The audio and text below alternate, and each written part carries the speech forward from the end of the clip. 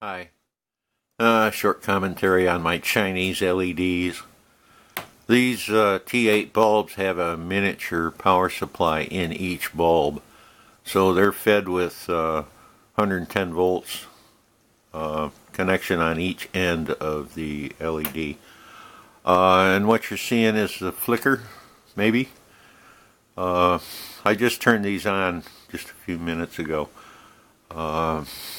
And it seems like they have to go through a warm-up period.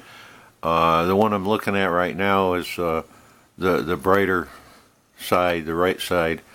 That one starts up good. The left side was, well, it's flickering yet. It's irritating, but as long as they light up, they do finally settle down and light up. The far one is a conventional fluorescent with a ballast, and you know how fluorescents are, they sometimes flicker a bit on startup, but that one's been pretty steady.